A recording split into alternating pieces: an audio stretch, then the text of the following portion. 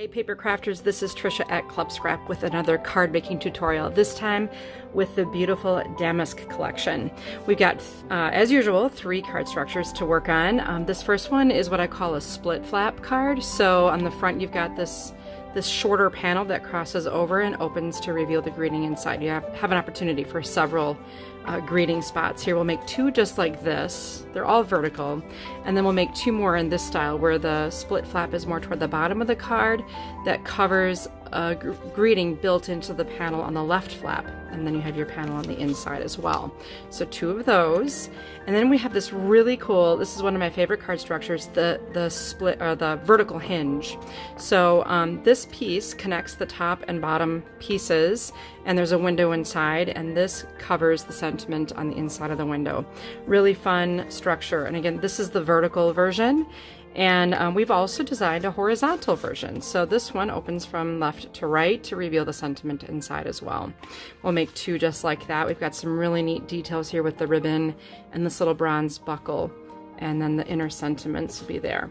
Lastly, we'll make a vertical card style. This one has a really clever little angled cut, and then we've just tucked some ribbon loops behind it. And then for this one, rather than doing the ribbon loops, I just tied the ribbon onto the dark blue panel. And then we have this nifty pop-up style where the sentiment actually has a little bit of a pleat in it that allows it to pop up when the card is not in an envelope, and also lays relatively flat for mailing. Of course, the rosette here, the silk rosette added, does poof it up a little bit, so if you plan to throw this in the mail, you may need to consider extra postage, or otherwise just hand deliver or skip the rosette. Really fun cards for you, so let's go ahead and get started. As always, we'll begin with our Fisker's guillotine trimmer and the accordion pocket file with our 4 pockets to sort all of the pieces for the different cards we're going to be making. Each pocket will represent a spot for set A, B, and C, and then I often put the scraps in pocket D just to save them for later if there's a bonus piece or something. We have a lot of trimming to do and rotating on these cut aparts, so let's just work through them piece by piece together. And as we cut, we'll be making our rotations and let that paper lay where it lands rather than moving it, and then I'll just help you file it piece by piece. So let's find this first sheet of cut aparts, and let's take the piece that has the Get Well Soon on it, and let's put that in the upper right hand corner. And I'm going to find the little registration marks that are printed on the edges of this cut apart and line that up with the outside edge of my stainless steel blade. And that does put me at about 9 inches. Just slice off that first piece. And now we can do a rotation. And let's take off this scrap from the outside edge here. Once again, aligning those little registration marks with the edge of the blade. Looks like we can slide and make our next slice in this direction. And this gets a little complicated because we have a margin here, but the slice I need to make is in reference to this hash mark at the top. So just be really careful not to cut through the artwork. Now we'll make a rotation and remove the word enjoy. We'll let that pile up. I'm going to make what I call a little neaten up cut here, just to kind of give myself a nice clean edge on those registration marks. Then remove enjoy. And then a little scrap piece as we transition into that rust color. Okay, so now I'm using my printed instructions and referencing this diagram right here, which is the first one in the series, and I can see a letter superimposed onto each piece of artwork. So I'm using that as my map for filing. So these 2 pieces will go into the first pocket, or pocket A, and as well as these 2 corresponding red edged pieces. The word enjoy will be filed in pocket C, or your 3rd pocket. And then we'll need to do some more separating. So I'm going to follow and get this into 3 pieces. The 2 squares with the red frames, those will go in pocket A. And then we've got a few more cuts we need to make on this happy birthday panel. So let's just take care of that. Happy birthday will go in pocket A. You have another strip. I'm going to just go on down the line and then see if I can get these all squared up.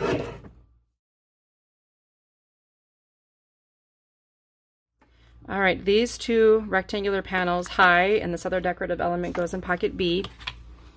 And then there are 2 more panels that are the smallest with the frame around them, go in A. finally, one more little strip here. And whenever you have a scrap like this to remove, always be sure that that goes into the trimmer first for removal, because it's the smallest piece and that will be easiest to remove it first. Everything we just created all goes into pocket B. And then we have this pile of just little scraps. You can go ahead and dispose of those now to keep your work area nice and tidy.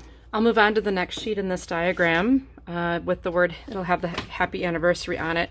Looks like our best way to begin would be to make just 2 vertical cuts before our first rotation. When we rotate, we want "so very much" to be on the far right. Okay, let's do our filing. Happy anniversary, pocket A. Then we have 4 panels that are very much alike. Those will go in C. And "so very much" also goes in C. Now we have some horizontal cuts to make and then more vertical. So let's separate these. These 2 pocket shape, or they're kind of a pocket shape, they both go in A. And then also make it spectacular, C. Now we have these to separate. Notice there's no registration mark between these 2 pieces of artwork, so that means that stays together. Don't cut this apart, just leave them together and file them in pocket B. The same is true here. There's only 1 registration mark here and here, so this entire piece will be adhered to your layout together, which is kind of a nice time saver. And both of these go in pocket B as well. Get rid of our scraps and grab our third and final cut apart. I'm going to start with making 1 vertical cut and then I'll rotate. And just be aware that there's this really faded dotted line. Those 2 pieces will be scored to make a little pop-up on our card. So we'll start with this vertical cut. Then a rotation. Actually, I see a little, again, neaten up just to kind of clean the edge here of this little tiny sliver. One of the many reasons I love this trimmer, because it's capable of doing that. So here I have a hash mark separating the thank you and the happy birthday. And then one more, a vertical here, and then a diagonal.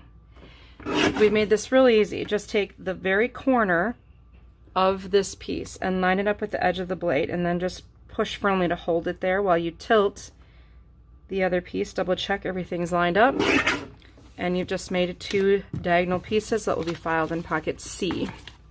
Repeat that for the second one. Again, aligning it, the corner, hold it down, tilt the top to match so that corner is on the edge of the blade. Make a fine-tune adjustment if you need to, and file these in pocket C. These 2 pieces stay just as they are with those dotted lines. I'm not going to file them quite yet because I want to do the scoring when I have my score pal handy. Then we'll separate these 2. This Father's Day card is a bonus. Father's Day sentiment is a bonus. You can put that in pocket D and use it for, you can sub it out to make a Father's Day card for the season if you'd like. And then this is pocket C with the congratulations. We'll remove a scrap from this and file these 2 pieces in A. I'll get rid of our scraps, and we have a little bit more cutting to do. We also have some filing. So I've gone through my kit and looked at all the panels and card bases, and I want to help guide you through. First, we're going to file pieces that we don't need to deal with, then we're going to trim, and then we'll score. Then we can make our cards. So all that prep work will be done. You're going to find some rectangular, these are 4 by 5 1/4, I believe, ivory panels. Those will go right in pocket A. And then you'll find these, I think they're 3 by 5 dark red panels.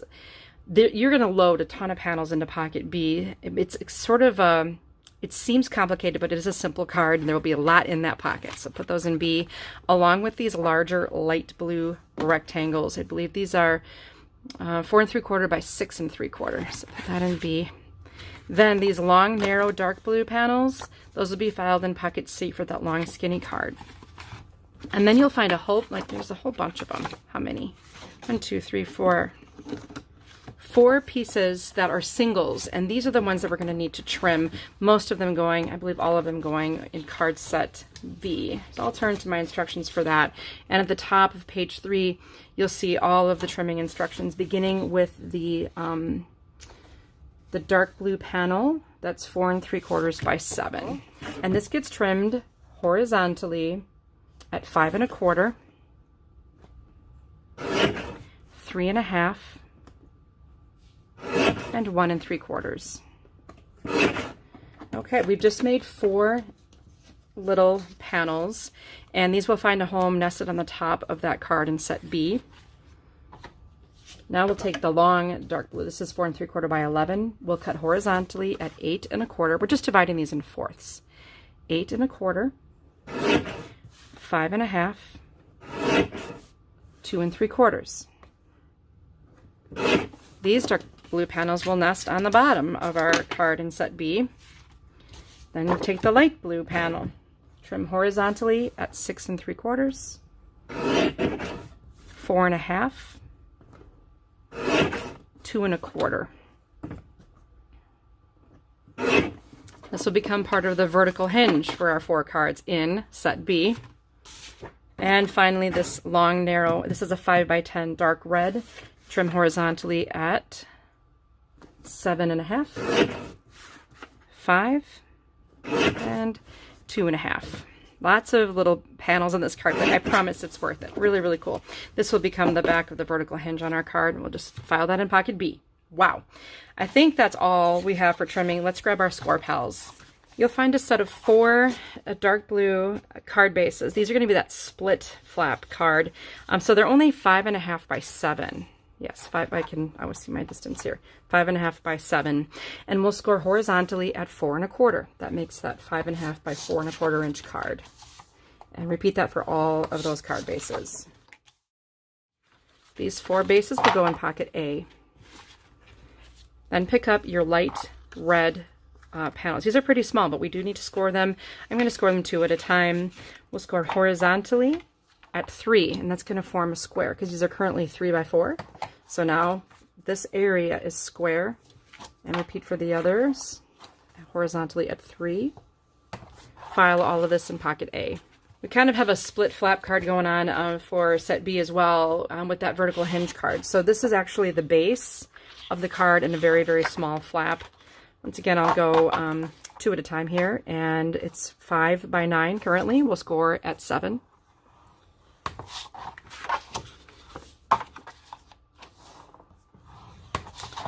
And file that in pocket B. That'll be your card bases for that. And then we have one last ivory card base that needs to be scored if you want to score it. They have been trimmed with the grain direction going the right way, so it does bend most easily in the direction we want to fold it. But you do want it to score vertically. So the number you see in the upper right corner should be 7 1/2, and this should be down here 8 3/4. So we'll score vertically at 3 3/4. File all of these in pocket C. Lastly, let's score for that little pop-up we're going to be making. So we have these little dotted lines on here. That indicates our score line. And we are going to be pleat folding these scores. I'm just going to do it this way so I can see it better. But I won't bother with flipping anything. We'll just align. I'm just lining up the dotted line with one of the channels on my score pal. And I think just scoring on the right side if you're right-handed works the best, and vice versa if you're a lefty. I know there are a lot of you out there. Okay, this will go in pocket C. Okay, now we're done with all of our prep. Let's make our cards. I always begin with what I'm starting to call the deal. So I empty everything from the first pocket, and I start by trying to build a pile that represents, you know, what's needed for every single card.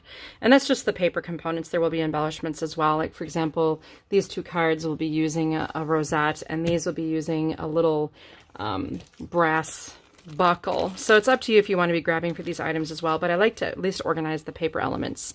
So the card will make, I think maybe we should make, let's do this congrats card. I mean, I've got a daughter graduating from college in just a few weeks, so let's make her a card, shall we? I'm stacking up these remaining pieces, and also what I like to do to stay organized is just grab the appropriate envelope designed for that card size, open it up, and then take all of those pieces that I've dealt and slide them into this envelope so that when I do consult this as my prototype to make the remaining 3 cards later, when we're done filming, then everything I need is right there, and it works so well, especially if you have a limited amount of time and you know you can't get all 12 cards done. So we'll begin with this dark blue base. There's a score line, and as always, find the bump of the score and put that inside the fold. So bury the bump. And that creates an uneven card flap, which is what we're after. That opens from the left. Next, we have this ivory card base. Now, before you go, getting all excited and adhering that to the inside of the card, let's make sure we add our split flap. So this piece has another score with a bump. We'll bury that bump. And now we've just created a 1-inch tab. Let's take some adhesive and put it on the tab. And we're going to hang that tab from the upper right side. And, this is, if you want it lower, fine. Upper, middle, whatever. Just hang the tab from the right edge of the vertical ivory panel. Nice. Then you can add the ivory panel to the card base. Perfect. Okay, so now we have this split flap, and then the idea would be to overlap those flaps. Okay. So next we have these pieces. Now this panel is actually the same exact size as the light red piece. So when we line this up, you just try to make sure it's centered. And before we nest this, the idea would be to attach one of these rosettes to the edge of it so that the brad that we use, or whatever you want to use, if you want to sew it on, just grab something from your stash to help you attach this rosette to the panel. So I'm going to use a brad with a longer prong on the end. And I'm just going to try to make it so that it overlaps a little bit and somewhat centered on that half circle we've added. So once you've pierced a hole, thread the brad or the thread. I did it where I sewed it on. I added buttons. You can add all kinds of things to these. It's really fun. Split the prongs on the back. Sweet. Now I can take this piece and adhere it to the front of this light red panel on the flap here. And if you really don't want to use something as dimensional as this sweet little rosette, no worries. You could maybe punch a circle or add some sort of other embellishment that has a flatter profile for mailing. I always do worry about having postage due on things. Now we can add this corresponding element that sort of lines up. There we go. And then lift just only the light red flap, and then here's where we're going to put good luck. So when I put adhesive on good luck, I want to make sure I only put it on the left edge of the sentiment so that I can open my card. I don't like it when I glue my cards shut. And then you can put your congrats on the inside of the card, and plenty of room for a little handwritten message. Good luck and congrats. Now the other two cards in this set go together very similarly. The only difference is that this piece requires just a little more thinking. So the first thing you'll do is attach this panel to this card flap. Then you need to sort of anticipate where this flap needs to be placed behind this panel. I even just left the adhesive off the left edge so I could align it properly by hooking that tab around the ivory panel. So you can see I didn't even adhere this. Because I wanted to be able to slide it up and down before I stuck it in place. And then again, here, the first time I made this card, I forgot to attach the buckle with a brad before I nested this under the red panel. Just watch the order of assembly on this other version, but the assembly method is still the same. Let's move on to card set B. I've emptied everything out of pocket B, and I want to take you along for the deal. Okay, so I'm just gonna spread out. Maybe I'll do it horizontally. I don't know what way will we have the most room. Okay, so I'm dealing out my card bases. That will always just be your largest piece, and then I'm gonna deal the light blue panels that will go on the inside of the card. I'm just gonna go from largest to smallest. Then we have the bottom portion of the front of our card, and that will have a nesting panel. So I'll just make sure that will nest. And then this flap that will kind of fold over, that needs its nesting panel too. Then we need our vertical hinge, so I'll feel these out sideways. And we have a nesting panel for that hinge. Oh, look at that. It just nests just like we want. That wasn't so hard. And then each set will have its innie and outies. So this is going to be a vertical, this will be a horizontal card. Let's see. Hope you're back on your feet. Been thinking about you a lot. We'll get the high and a little piece of artwork. Enjoy your day and happy birthday. There, everything out of pocket B has been sorted. Let's go ahead and make the vertical hinge. And the other card will assemble the exact same way. So it's a matter of a lot of nesting. So let's begin with our card base. It has the ridge here, so here's the bump. I'm going to bury the bump, and of course that makes an extremely short little fold on this card. Like, it's barely enough to, it's not even reaching halfway, and that's by design. So take the appropriately fitting dark blue panel. This is from the strip that we trimmed, and we'll nest that right onto the flap. It should fit perfectly. Then let's take the other nesting pair of dark blue and dark red. I'm going to layer that onto this 3x5. Okay, then I think a good place to go next will be to adhere the light blue. You know, with these cards, it's all about the order that you assemble it. Okay, so we've got this should nest in here perfectly, and it does. Okay, so now this is going to be the bottom of the front of our card. Here's our top flap, and that creates a window opening. So the next thing that we should do is fill the opening with the inner sentiment, because the job of the hinge is to cover what the inner sentiment is. So I'll just put adhesive on this so it's ready to go. And once again, I'm going to line up the bottom edges, make sure everything's squared off. I'm just going to hold that in place with my left hand, or vice versa if you're a lefty, and I'll fill in the opening. It should center perfectly on all these sides. Filling that with, hope it is as special as you are. Okay? Next, I'm thinking ahead now. So I'm going to add some ribbon to the bottom of this vertical hinge of the light blue panel. Oh, it's just so pretty, this satin ribbon. I'm just going to wrap it around twice and tie a knot. Trim the ends. Notice that I'm attaching this ribbon more toward the bottom of the vertical panel. And then I will nest this onto the red. Again, it's all about order, because if I forget to attach the ribbon first, sometimes it's a little, you know, you don't want to be able to see the back of it. So that's trapped in there nicely. Okay, critical step here now is to hold this in place where we want it and apply adhesive to the top and bottom edges of the hinge so that we can place that into the opening.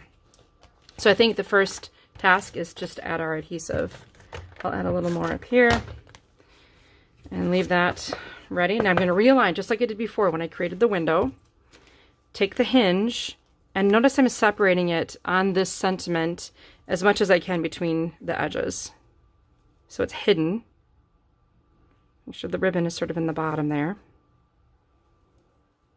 And then just push down. I have one more element, enjoy your day. And you'll notice that this fits where the top edge aligns with that dark blue panel, both at the top and the bottom. If you want, you could take some of our foam adhesive circles. I absolutely love these because they have a pull tab, and that just makes life more efficient. And I know I'm guilty of always wanting it to be that way. Notice I cut those tabs in half because the adhesive is nice and strong, and it'll just pop it nicely. And what I love about these two is that they're not so dimensional that it creates a lot of unnecessary height, but just gives it a little bit of pop. So now I've got my foam adhesive, and I'll just visually check my alignment with those edges of the blue panels on the top and the bottom. It just ties it all together so beautifully. That is a really good looking card. Very nice. The other cards in this set are horizontal, and you'll also notice something a little bit different. The panel on the inside does go all the way to the edges, but I assembled it in the same exact order. Don't forget to tie your ribbon around the top piece of art here if you want that there. And then for the buckle, I simply took some wax linen thread from my stash. I just keep some on a needle at all times. It just is really handy. And then I just thread my needle right through the holes on the outside, just 2 pieces of thread, and taped it to the back so that it would have this really cool flat decorated element on the left edge here. And again, it's a horizontal, same exact assembly. I've taken everything out of pocket C after, of course, filing all those other bits and pieces into the A7 envelope for the previous set.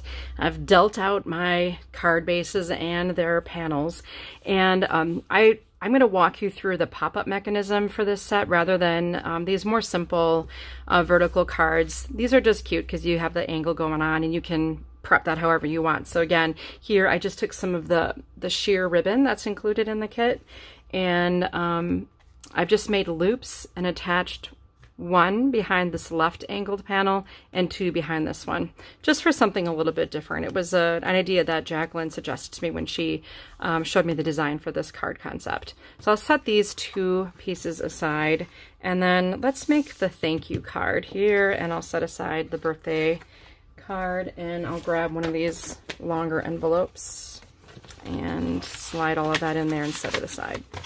Okay, begin again. Find your bump. Right, here we go. So fold this in half, and even though I've scored it, I'd never trust it completely. I always make sure that my corners are aligned before I press the crease in my card base. So this will end up going right on there. These two pieces on the left and right. And then here we have our thank you.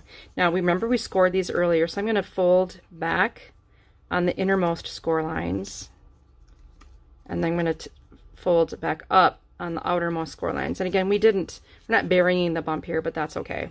So what this does is just makes a little, kind of a little pop-up structure. And I think what's critical here is just knowing where those ends need to be tucked behind the outer panels.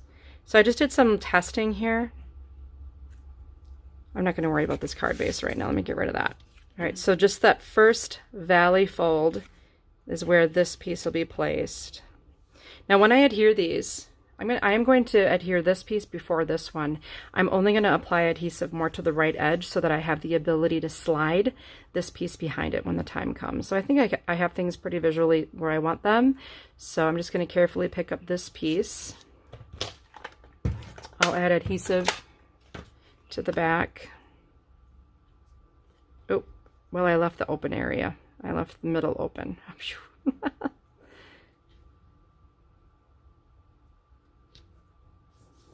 Okay, so I'll still be able to slide this behind it. Same on this side now. So I'm just shoving this piece into the valley fold of my pop-up. Then I'll just add my adhesive maybe way at the bottom, way at the top. And align that in there. So now this still moves. And at this point, I think the best way to attach it is just to use some liquid adhesive. So I have my bookbinding glue and the needle tip applicator. I'm just going to put adhesive only on the outermost tab and slide it behind this flap where I've left, it's free of adhesive so I can get underneath there. And then I can bend the paper easily and slide it under the remaining flap. Make sure it's nice and level.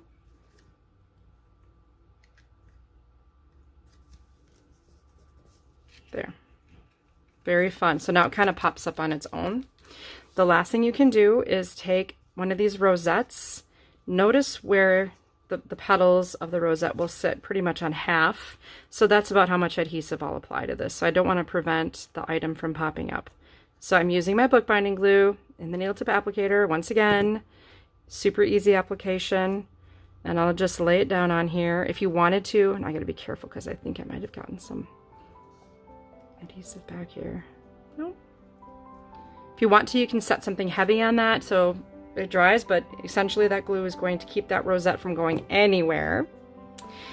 And I just love that pop-up style. It's just so easy and cute, right? And it gives that dimension and pop on the card without adding a lot of bulk or expense for that matter. Okay, so let's nest this then onto that ivory card base. Open it up and we can put our inner sentiment. Now you can put a sentiment anywhere on the inside of a card. I think most people just do the center.